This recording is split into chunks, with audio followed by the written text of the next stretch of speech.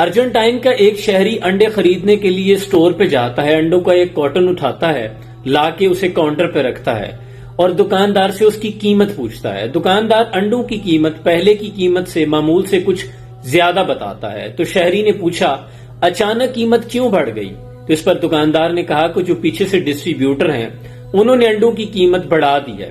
اس پر شہری نے خاموشی کے ساتھ وہ کارٹن اٹھایا، جہاں سے اس نے اٹھایا تھا وہیں پہ جا کے واپس رکھا اور آ کر کہنے لگا کہ میں انڈوں کے بغیر بھی زندہ رہ سکتا ہوں، مجھے انڈوں کی ضرورت نہیں۔ اس کے بعد یہ کام ہر شہری نے بغیر بائیکاٹ، بغیر کوئی مہم چلائے، بغیر ہڑتال کیے کیا، کیونکہ انہوں نے سمجھا یہ کمپنیاں ہمیں بلیک میل کر رہی ہیں۔ اور آپ سوچیں کہ نتائج کیا ہوں گے۔ ابھی ہفتہ نہیں گزرا تھا کہ جب ڈسٹریبیوٹرز دوبارہ دکانوں پہ سٹورز پہ انڈے دینے کے لیے آئے تو سٹور مالکان نے انڈے لینے سے انکار کر دیا کہ جو پہلا سٹاک ہے وہ ابھی تک گوداموں میں پڑا ہوا ہے، وہ سیل نہیں ہو رہا۔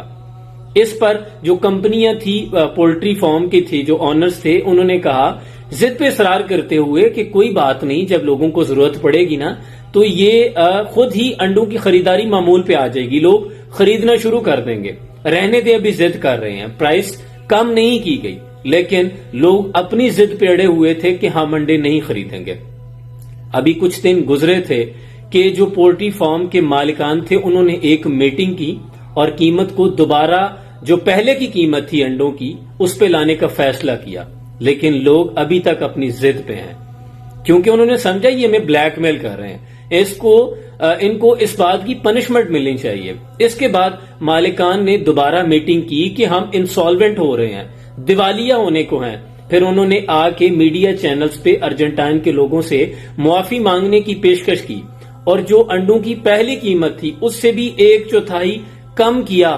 اس پر لوگ رضامند ہوئے۔ یاد رکھیں، قومیں اپنے مستقبل کا فیصلہ خود کرتی ہیں۔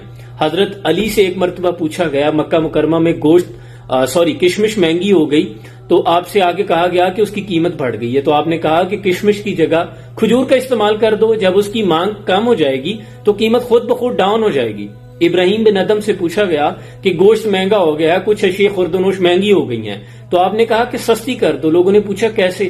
آپ نے کہا خریداری چھوڑ دو۔